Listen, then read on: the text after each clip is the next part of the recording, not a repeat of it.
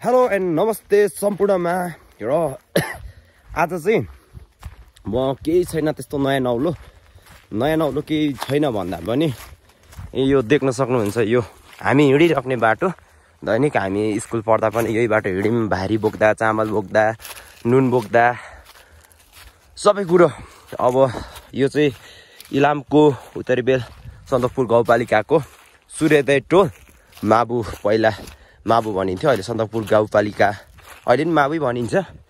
यो माबुको चाहिँ 8 नम्बर पहिलाको चाहिँ, र अहिले चाहिँ सूर्योदय टोल भनिन्छ है। तपाईहरुलाई यो मैले बाटो किन देखाइरहेको छु भन्दाखेरि यो चाहिँ हामीले यो बाटो हिँडेको, यही बाटो मात्रै हिँडेको 15-20 वर्ष भयो। मैले मात्रै अब मैले जाने अनुसार मात्रै 15-20 वर्ष भयो हैन। यहाँ विद्युत विस्तार भएको भर्खर 2 वर्ष 3 वर्ष हुँदैछ र देख्न सक्नुहुन्छ त्यो 7 नम्बर भन्छ साबिक। अहिलेको टोल चाहिँ के भने के छ थाहा छैन मलाई। जम्मा यहाँ 5 वटा टोल छ।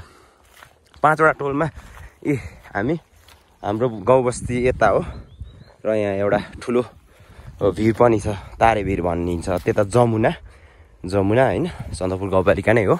र मैले यो तपाईहरुलाई किन देखाइरहेको छु भन्दाखेरि हामीले यो चाहिँ हरेक घाँस दाउरा मात्रै हैन क्या, दिन जीविका पार्जन गर्दा मात्रै होइन, हामी हरेक कुराबाट चाहिँ पछि परेको हो। किनभने हामीलाई अब यसपालि 2 लाख रुपियाँ बजेट दिएको छ स्थानीय स्थानीय तहबाट। बाटो यसरी आउँदैछ हाम्रो गाउँतिर आउने, र 2 लाख रुपियाँले यस्तो भिरबाट लिएर आउनु पर्ने छ हाम्रो गाउँमा। 2 लाख रुपियाँ अब तिनै आउँदा सिद्धिन्छ पक्कै पनि। 60 घण्टा हो हैन, जेसीबीले खनिरहेछ। 60 घण्टा बजेटले त्यही डाँडातिर आइपुग्ला। र यत्रो वर्ष चाहिँ हामी पनि त यहाँ नेपालकै जनता हो, हामी पनि त स्थानीयवासी हो। यही स्थानीय तहबाट पनि त हामीलाई चाहिँ हैन यत्रो दुर्गम क्षेत्रमा अलिकति चाहिँ बजेट बढाएर दिनु पर्थ्यो भन्ने कुरो हो। र नेपाल सरकारले पनि त त्यो के अरे ताप्लेजुङ, म यो कुरोमा बोल्थिनँ है साथी हैन। मैले हरेक कुरो हेरेँ, आफ्नो भ्यू अफ पोइन्टबाट मान्छेले मुकुलुङ यो ताप्लेजुङमा केबल कार हुनुहुँदैन। तपाईँको केबल कार भ्यू टावरको निर्माण गर्नुको सट्टा यी हामी जस्तो यसरी दुःख पाइराखेको मान्छेहरूलाई 2-4 लाख रुपियाँ पैसा थपेर दिँदा के हुन्थ्यो त हैन? के हामी पनि नेपालको जनता होइन त भन्ने कुरो हो के। मैले मात्रै जाने, मेरो बाबुबाजेले कति दुःख गरे यो ठाउँमा भन्ने कुरो फरक हो। तर मैले मात्रै जाने अनुसार 15-20 वर्ष भयो हैन, यो ठाउँबाट हामीले भारी बोकेर खाएको के। स्कुल जाने, पठन पाठनको लागि स्कुल जाने, स्कुलबाट आउँदाखेरि चाहिँ चामलको भारी बोकेर आउनु पर्ने हैन। यो त भएन नि है हैन। स्थानीय तहले पनि त अलिकति हेरिदिनु पर्यो, हामीलाई पनि त हेरिदिनु पर्यो हैन। होला ठिकै छ, सबैलाई समान रूपमा आर्थिक कुरोमा बजेट विभाजन गर्नुपर्छ, त्यो मैले माने। तर अलिकति आफूले पनि आफ्नो ठाउँमा कुन चाहिँ क्षेत्र दुर्गम छ त्यसलाई नि प्रायोरिटी दिनु पर्यो नि त, यहाँको जनताले नि बुझ्नु पर्यो। अनि त्यसरी अब पुग्नुपर्ने, यहाँदेखि पुग्नु छ 3-4 किलोमिटर छ पुग्नको लागि। अब 2 लाख रुपियाँ बजेट हालिदिएछ है।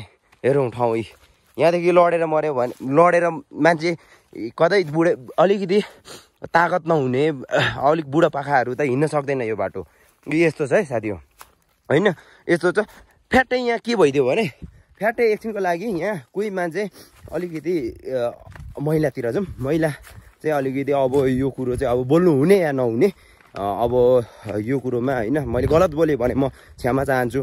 महिलाहरू चाहिँ अलिकति अब भनौँ न, मलाई अब त्यो ठ्याक्कै भन्नु होइन, प्रेग्नेन्ट भएर चाहिँ जुन चाहिँ त्यो बच्चा पाउने अवस्थामा, त्यो जुन चाहिँ अब के भन्छ त्यसलाई, त्यो अवस्थामा यहाँ सकिएन, स्थानीय नर्मल सकिएन भने भोलि हस्पिटल लानु पर्यो भने त यहाँ यो बाटोबाट स्टेचर बोकेर 4 जना हिँड्नु सक्ने मान्छेको अवस्था पनि छैन क्या हैन। डोकोमा लाएर हिँडाउनुपर्छ क्या।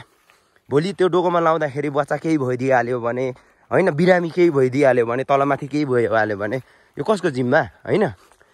र सरकार यस्तो ठाउँमा हामीलाई होला सन्दकपुर टुरिज्म एरिया भन्छ क्या इलामको टुरिज्म एरिया उत्तरी बेल यो इलामको उत्तरी बेल सन्दकपुर एकदम टुरिज्म एरिया भन्छ यहाँबाट सायद राम्रै यो हाम्रो ट्याक्सहरू पनि उठ्ला होइन किन टुरिज्म एरिया हो मैले बुझे अनुसार कालापोखरी भन्सार क्षेत्रबाट मात्रै 10 लाखको टेन्डर जान्छ अरे क्या 10 लाखको टेन्डर लाग्छ अरे त्यहाँ त्यो पालिकामा जम्मा हुन्छ अरे भन्ने कुराहरू सुनेको छु तर यहाँ ट्रेकिङ रोड साथी हो ट्रेकिङ रोड अनि यो चाहिँ trekking road view tower cable car लाउनुको सट्टा तपाईहरूले यहाँको जनतालाई यातायातको सुविधा मात्रै गरिदिनु भयो नि हुन्थ्यो नि त हामीलाई चाहिएको छैन भ्यू टावर अहिले हाम्रो त्यो उयो होइन क्या पूर्वाधारमा पर्दैन अहिले हामीलाई त्यो आवश्यक पनि छैन भ्यू टावर ट्रेकिङ रोड यो चाहिँ केबल कार हामीलाई चाहिएको अहिले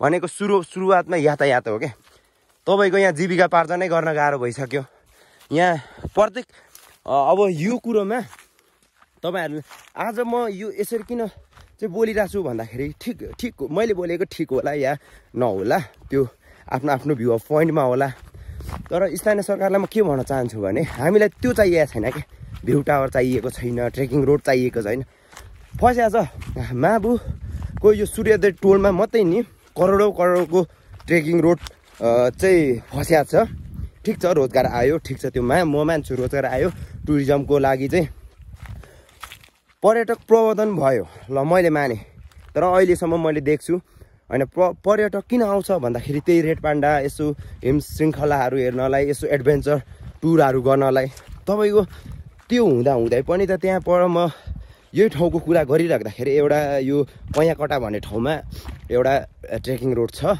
ताइना तुइको क्या ताइना तुइको मान्छे नै हिँड्दैन त्यो गाई बस्तु हिँड्नु मात्रै भइरहेछ अहिले गएर यहाँको यहाँ चाहिँ स्थानीय तहको हाम्रो जनप्रतिनिधित्व गरिराख्नु भएको व्यक्तिहरू पनि गएर हेर्दा हुन्छ त्यहाँ त्यो ट्रेकिङ रोडको सरकारले करोडौँ बजेट फसाएर चाहिँ सरकारले नदिए होइन सरकार गलत छ भन्दिनँ म होइन त्यो ठाउँमा छ भन्दिनँ तर यहाँको स्थानीय सरकारहरूले पनि त के चाहिँ अगाडि गर्नुपर्ने के चाहिँ प्राथमिकता दिनुपर्ने भन्ने कुरोहरू पनि त विचार गर्नु पर्यो ख्याल गर्नु पर्यो नि त अनुगमन गर्नु पर्यो अनि पो दिने हो त बजेट ठाउँ छ यस्तो यहाँ हेर्नु हामी ल घर त्यहाँ पारि छ यहाँ 2 लाख रुपियाँ बजेट दिएछ पुग्यो त त्यो हामीलाई पुग्यो त भन्नुहोस् न सम्पूर्णले भनिदिनुहोस् क्या त्यही भएर